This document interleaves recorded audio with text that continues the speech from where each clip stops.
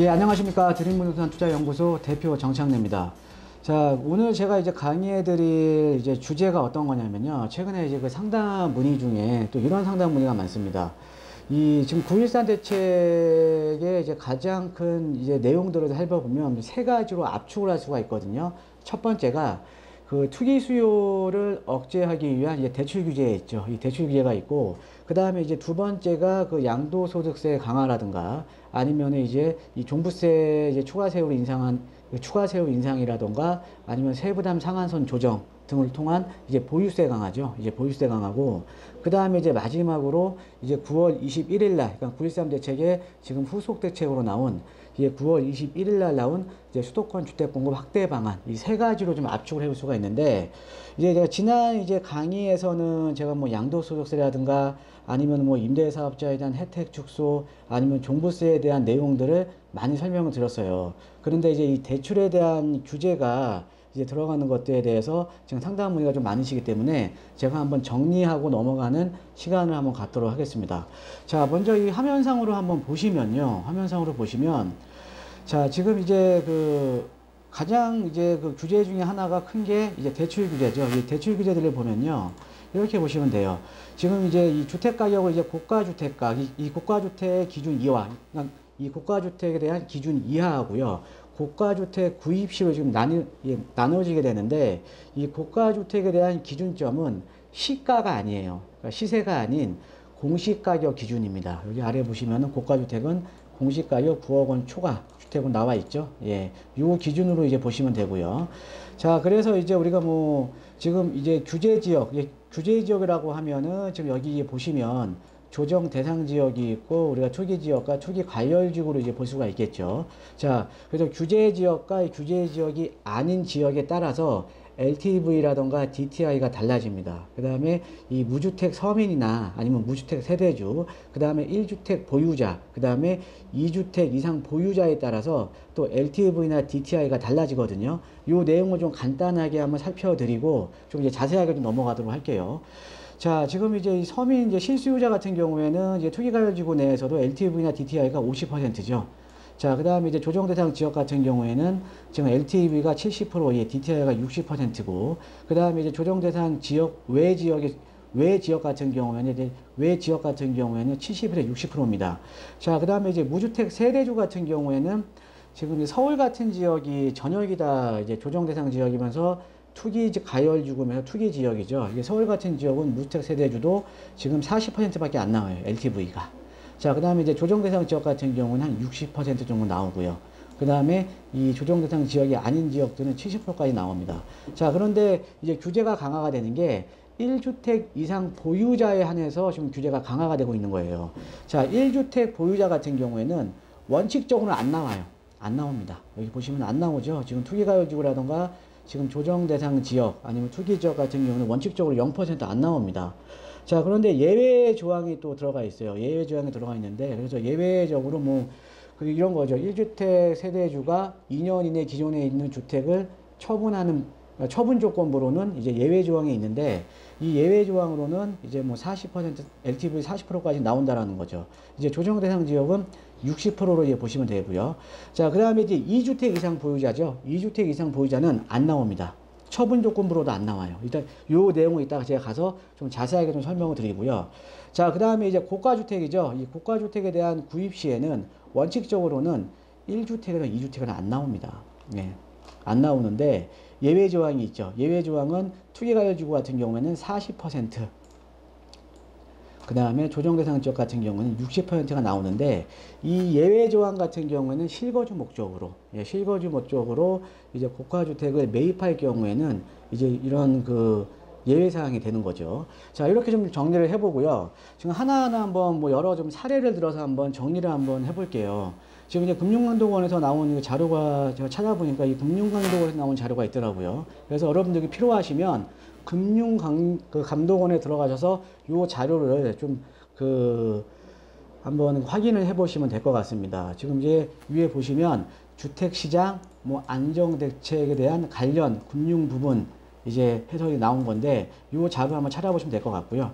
자, 요 이제 사례를 한번 살펴서 한번 보면요. 자, 첫 번째로, 자, 무주택 세대주는 주택담보대출에 대한 제한이 없는지. 자, 원칙적으로 없죠. 예, 원칙적으로 없습니다. 예, 아까 보셨죠? 예, 무주택 세대주는 원칙적으로 없어요. 예, 주담대 제한이 없고요. 우리가 투기가열지구냐, 투기지역이냐, 아니면은 조정대상 지역이냐, 아니면 조정대상 지역이 아닌 지역이냐에 따라서만 LTV가 좀 달라질 뿐이지 관련 조항이 없습니다. 자, 그런데 고가주택을 구입할 경우, 아까 그 공시가격 9억 이상이죠? 예, 고가주택을 구입할 경우에는 주택을 구입한 이후에 2년 이내 전입하는 조건입니다. 예, 2년 이내 전입하는 조건으로는 이제 주담대가 가능하다라고 이제 보시면 되겠고요. 자, 그 다음에 이제 만약에 이런 조항들을 위반할 경우에는 뭐 해당 대출을 즉각적으로 회수하겠다. 그 다음에 뭐 그 돈을 빌린 차주의 주택 관련 대출을 향후 3년간 제한하겠다라고 이제 나오고 있고요. 자, 그 다음에 이제 다음 장으로 한번 넘어가 보면, 자, 그 다음에 1주택 세대주에 관한 내용이에요. 앞으로 제가 말씀드릴 내용들이 몇몇 개가 앞으로 1주택 세대주에 관한 내용인데, 자, 1주택 세대주가 주택담보대출을 받아서 규제지역 내 다른 집으로 이사하는 것이 가능한지. 자, 아까 제가 원칙적으로는 1주택 이상 보유자도 원칙적으로는 없다 그랬죠. 자, 그런데 가능합니다. 어떤 경우에 신규로 주택을 구입한 이후에 2년 이내 처분 조건부로는 가능하다라는 거죠. 예, 2년 이내 처분 조건부로는 가능합니다. 자, 그 다음에 이제 1주택 세대가 기존 주택에 처분 없이 규제지역 내 신규 주택 취득 목적의 주택담보대출을 받을 수 있는지. 그러니까 아까 2년 이내 처분 조건부 있었죠. 그러니까 2년 이내 처분 조건부 없이 받을 수 있는지에 대한 내용인데, 받을 수 있어요. 근데 받을 수 있는데 중요한 거는 신규로 그러니까 이런 거죠. 1주택 보유 세대가 직장을 근무한다라던가. 그러니까 만약에 내가 뭐 그 가족끼리 살다가 남편만 떨어져 나와서 이제 뭐 직장 때문에 또 다른 주택이 필요로 하게 되면 뭐 직장 근무 아니면은 뭐 부모를 봉양한다라든가 이런 것들로 인해서 추가적으로 주택을 구입하는 경우에는 가능합니다. 자, 그런데 각각 거주를 해야 돼요. 그러니까는 뭐 임대를 주거나 이러면 안 되고 각각 거주를 해야 주담대가 가능하다라는 거죠. 예, 그렇게 좀 이해를 하시면 될 것 같고요. 근데 여기서도 중요한 내용이 다만 고가주택의 경우에는 얘도 안 됩니다. 예, 얘도 안 돼요. 예, 고가주택의 경우에는. 자, 이렇게 보시면 되고요.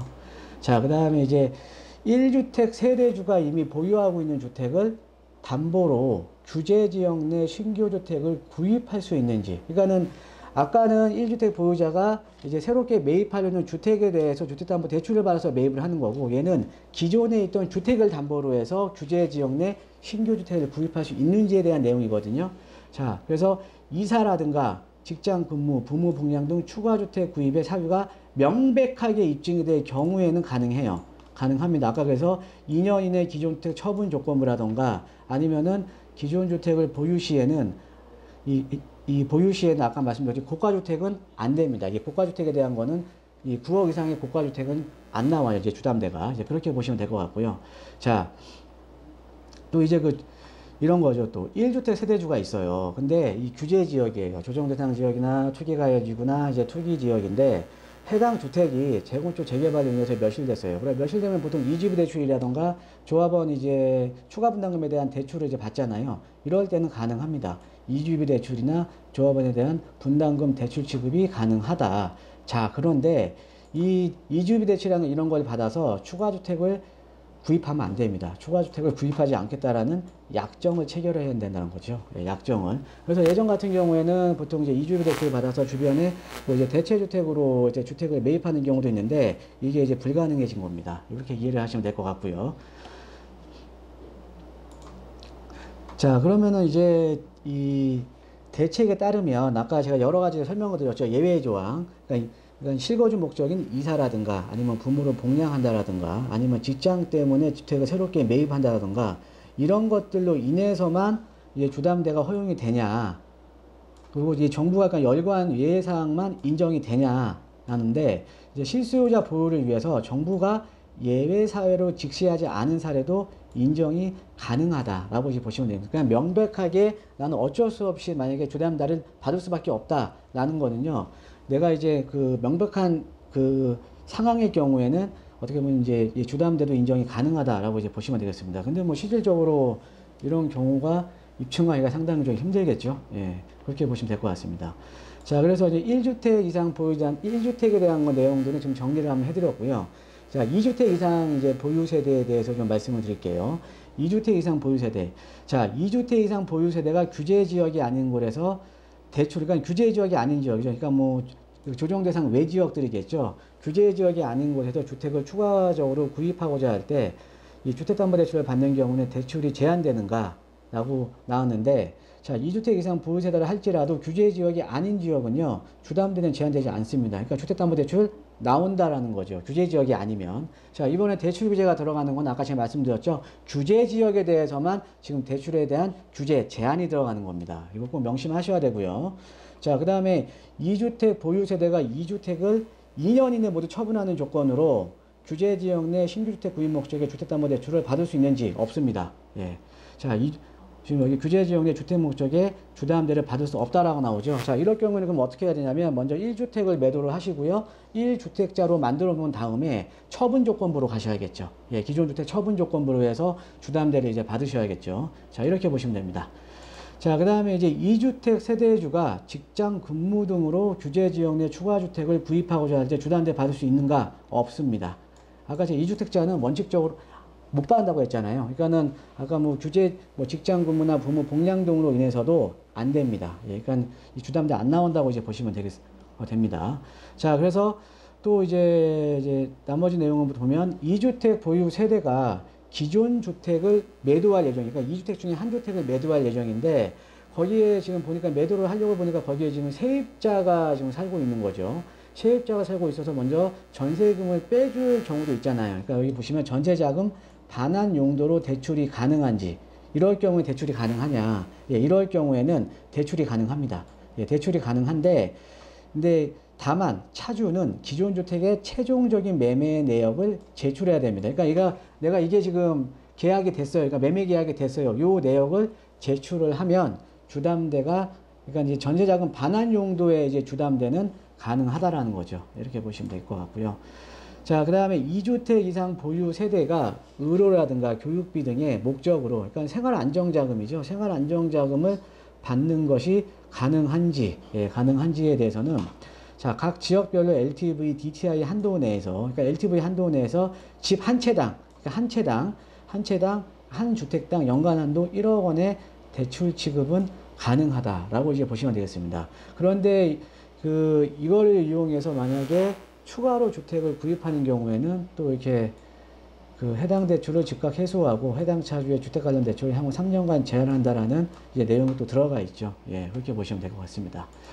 자, 그래서 이제 지금 1주택, 그 다음에 2주택 이렇게 좀 설명을 드렸는데 이제 공통적으로 이제 적용되는 내용들을 한번 살펴보면 자, 규제 지역 내 주택에 대한 임차 보증금 반환 용도로 주담대를 받을 수 있는지. 자, 주담대 받을 수 있어요. 1주택 보유세대 같은 경우에는 고가주택이 아닌 경우에는 이 각 지역별에 따른 LTV, DTI 한도 내에서 임차보증금 반환 정도의 주택담보대출이 가능하다라고 이제 보시면 되고요. 자, 여기서 좀 이제 이 고가주택의 경우, 이 고가주택의 경우에는 아까 9억 초과, 그러니까 공시가격 9억 초과죠.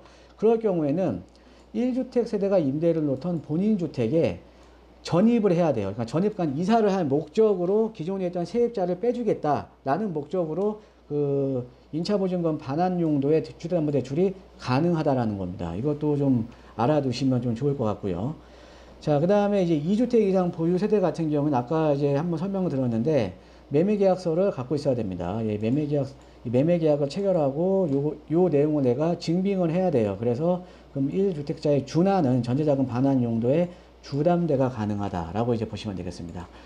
자, 그리고 이제 연간 한도 1억 원보다 더 많은 생활 안정자금을 빌릴 수는 없는지, 예, 이거는 각 지역별, 그냥 규제 지역별 LTV에 따라서 빌릴 수가 있습니다. 예, LTV에 따라서 이제 빌릴 수가 있다라고 이제 보시면 되겠고요. 자, 그 다음에 9.14, 그러니까 9월 14일 전에, 그러니까 9월 13일이 지금 이제 부동산 대책이 나온 거잖아요. 그래서 9월 14일 전에 3억 원의 주택담보대출을 받은 경우 생활 안정자금 용도로 1억 원의 추가 대출이 가능한지는 이 LTV, DTI 비율 내에서 생활 안정자금으로 연간 1억 원의 대출이 가능하다라고 이제 보시면 되겠습니다. 자, 그리고 이제 분양권도 주택 보유 시에 포함되는지, 이미 1주택을 보유하고 있는 세대가 규제 지역의 아파트 분양권이 당첨되어 중도금 대출을 받는 것이 가능한지. 자, 이번에 그 9.13 대책에 보면 그 무주택자에 대한 당첨 기회를 확대시켜주기 위해서 분양권이라던가 입주권 소유자, 그 다음에 매매 계약을 체결하고 있는 지금 매수인들도 주택을 보유하는 것으로 간주를 한다고 했잖아요. 그래서 분양권도 주택수에 포함됩니다. 예, 분양권도 주택수에 포함되기 때문에 만약에 이럴 경우에는 기존 주택을 2년 내에 처분한다는 약정 체결을 한 다음에 중도금 대출을 받을 수가 있다라는 거죠. 예, 이렇게 이제 보시면 됩니다. 그래서 기존 주택 2년 이내 처분의 기준점은 이제 새로 분양받은 아파트의 소유권 등기를 한 이후부터가 이제 시점이 되는 거죠. 예, 요것도 좀 알아두시면 될 것 같고요. 자, 주거용 오피스텔도 주택수에 포함이 됐는지 안 됩니다. 예, 여기서 보시면은 주택법 제2조 제1호에서 정하는 주택으로 주거용 오피스는 주택에 해당되지가 않는데, 이 내용 한번 설명을 한번 해드리면, 주택법 제2조 1조를 보면요, 단독주택이나 이제 공동주택을 이제 주택으로 이제 보는 거거든요. 이제 공동주택 같은 경우는 이 단독적으로 이제 세대가 이제 독립적으로 이제 생활이 가능한 거를 이제 공동주택이라고 하는데, 우리가 이제 단독주택 같은 경우에는 뭐 다가구 주택이라던가 아니면 다중주택 이런 종류의 이제 단독주택이 있고, 이제 공동주택 같은 경우에는 아파트라던가 연립, 뭐 이런 이제 뭐 다세대 이런 이제 공동주택이 있잖아요. 그게 이제 이 주택법에서 정한 주택이고요. 지금 오피스텔 같은 경우 오피스텔 같은 경우는 그렇기 때문에 이제 주택수에서 이제 제외가 된다라고 이제 보시면 되겠습니다. 예, 그렇게 이해를 하시면 될 것 같고요. 자, 그 다음에 이제 기존에 빌린 주택담보대출, 이것도 좀 알아두면 이제 좋으실 것 같아요. 기존에 그러니까 9.13 대책 이전에 내가 주택담보대출을 빌렸어요. 근데 이제 대출 규제가 강화가 됐는데, 그럼 만약에 이게 만기 연장의 경우에는 어떻게 되냐? 그럴 경우에는 새로운 기준이 적용되지가 않습니다. 예, 새로운 기준은 적용되지 않고, 기존에 이제 주담대 비율이 그냥 적용이 되는 거죠. 자, 그런데 만약에 기존 대출을 갖고 만약에 더 증액을 한다라던가, 아니면 내가 새로 갖고 새로 뺀다라든가 이럴 경우에는 신규 대출로 봅니다. 그래서 요거는 좀 이해를 하시면, 좀 알아두시면 좀 좋을 것 같고요. 예.